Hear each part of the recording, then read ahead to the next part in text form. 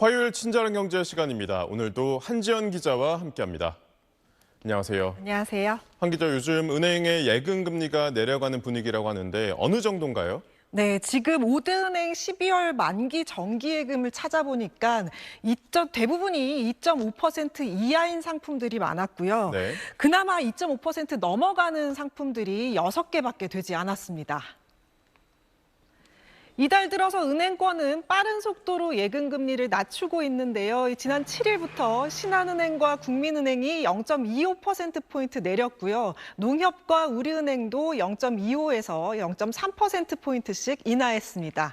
그 이후에 지난 10일 한국은행 금통위가 기준금리를 동결하긴 했지만 하반기 기준금리 인하가 예상되고 있죠. 연내 한두 차례 추가 인하를 통해 기준금리가 연말에는 2%에서 2.25% 수준까지 낮아질 거라는 전망입니다. 또 이달 들어서 스트레스 DSR 3단계 규제가 시행되고 가계대출 총량 압박도 이어지면서 은행들이 대출 늘리기에 어려운 상황이 됐습니다. 이렇게 강력한 대출 규제로 은행들이 수익성 확보에 어려움을 겪자 은행들이 수신금리를 낮추면서 조달 비용을 줄이고 예대 마진을 방어하는 모습인데요. 시장에서는 은행권의 수신금리가 당분간 더 하락해서 현재 2% 중반에 형성된 이 1년 만기 예금 금리가 하반기 내내 하락 압력을 받을 가능성이 높습니다.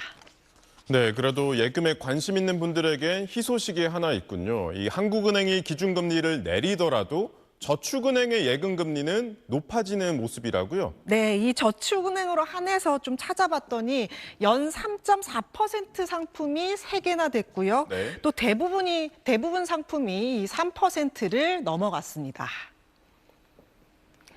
저축은행 79곳의 1년 만기 정기 예금 금리는 평균 3%로 집계됐는데요. 지난 3월 말 이후 연 3%대가 무너졌지만 5월 이후 조금씩 상승하는 흐름을 보이고 있습니다.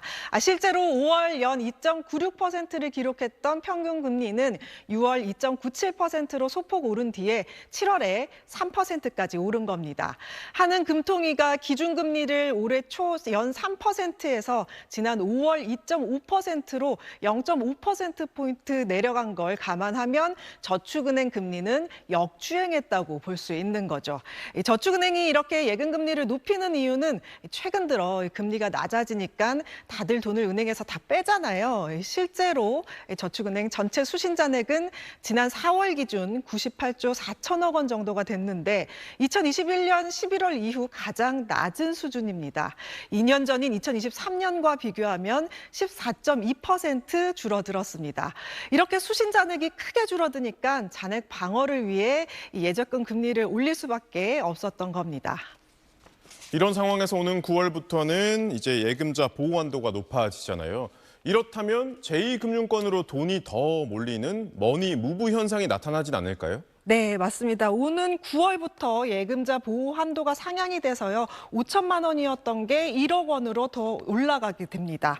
상대적으로 금리가 높은 제2금융권으로 머니 무브가 일어날 수 있습니다. 아까 보셨듯이 5대 은행권과 저축은행권 1년 만기 예금 금리가 거의 1%포인트 가까이 차이가 났잖아요. 저축은행도 은행과 비교해 높은 금리를 유지한다면 자금이 자연스럽게 넘어올 수 있다는 전망이고요. 제2금융권 경우에는 이 예금자 보호 한도에 맞춰서 예금을 들어놓는 경우가 많았는데 한도 금액이 올라가면 이거에 맞춰서 자금이 추가 유입될 수도 있습니다.